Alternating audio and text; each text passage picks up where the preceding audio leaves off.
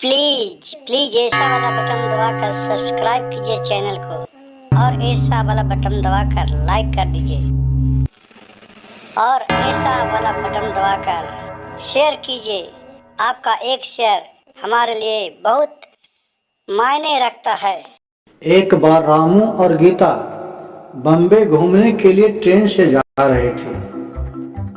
रामू और गीता उस ट्रेन में बैठी थी। ट्रेन बहुत ही अच्छी गति से चल रही थी, छक करते हुए, और ये दोनों के बहुत ही अच्छा लग रहा था क्योंकि दोनों बहुत दिन से ट्रेन का सफर नहीं किया था। उसी ट्रेन में दो और सवारी बैठे थे। रामू और गीता दोनों आपस में बात करे थी। जैते जैते गीता को भूख लगी तो अपने पति से बोलती है कि है जी, मेरे को कुछ भूख लगा है, कुछ खाने के लिए ला दीजिए ना।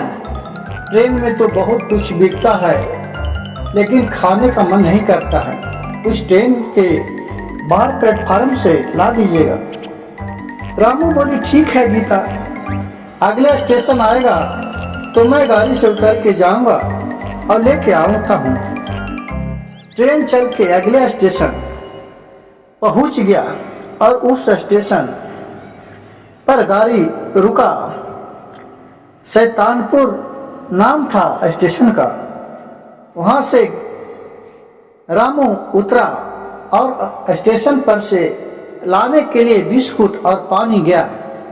वहां से पानी का बोतल और बिस्कुट लिया। तब उसमें से दो लड़का बैठा था, बदमाश। वो दोनों बहुत ही हरामी किस्म का आदमी था। वो दोनों इस गीता को अकेले देख के बोलने लगी दोनों, आह देखो तो कितना सुंदर लड़की लग रही है, चलो इसको मैं कुछ करता हूँ।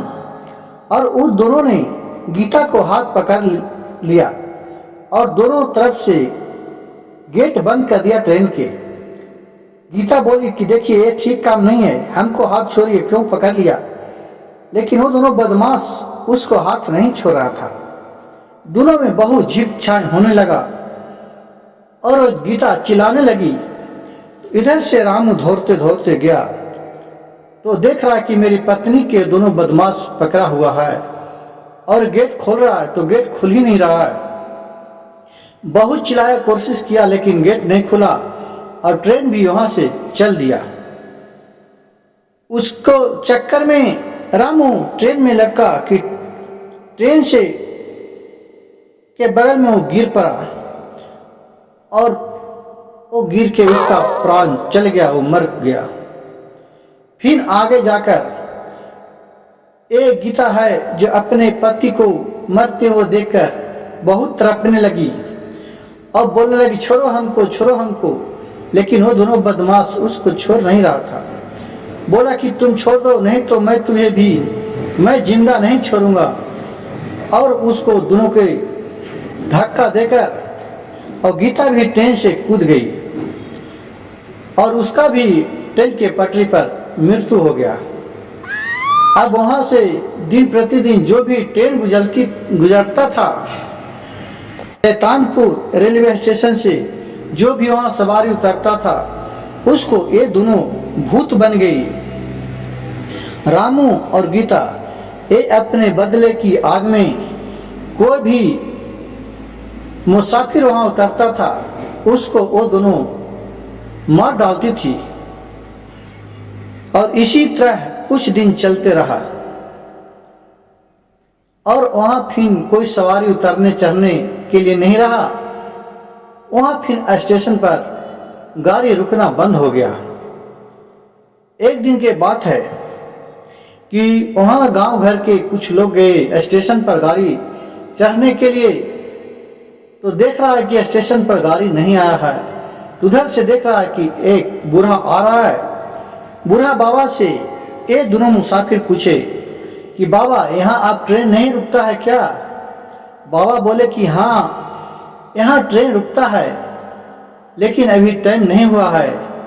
तो बोला कि यहाँ तो लग रहा है कि कोई आदमी नहीं है, एकदम वीरान समान लग रहा है। तो बूढ़ा ने सारी कहानी कह के रामू और गीता के बारे में उन लोगों को समझाया। कहा कि ये तो बहुत ही गजब लीला है। इसी तरह कुछ दिन बीत गया। एक दिन उसी ट्रेन से बैठा हुआ वही दोनों बदमाश जो रामू के और गीता को मारा था, उस ट्रेन में बैठ के सफर कर रहा था, क्योंकि वो दोनों उस दिन से सफर करना छोड़ दिया था, क्योंकि गीता बोली थी कि अब तुमको भी नहीं छोड़ेंगे। लेकिन देखिए, विधि का लिखा हुआ कोई नहीं मिटता है। और उसी शैतानपुर रेलवे स्टेशन के पास पहुंचने वाला था, तो उन दोनों को याद आ गया उसी गीता और रामू के बारे में। बोला कि इसी जगह हम लोग ने वो दोनों को जान से मार डाला था। वो हमसे बोला था बदला लेने के लिए। तो एक दोस्त ने बोला कि ये सब बात क्यों याद कर रहा है, वो सब तो कब के खत्म हो चुका, अब उन लोग के याद करने से क्या फायदा है, अब हम लोग के कौन बिगाड़ सकता है। ये सब बात करते करते वो सुल्तानपुर रेलवे स्टेशन पर गाड़ी पहुंच गया और उसी जगह गीता और रामू राक्षस के और एक चुड़ैल के भेष में आ गया और वो दोनों के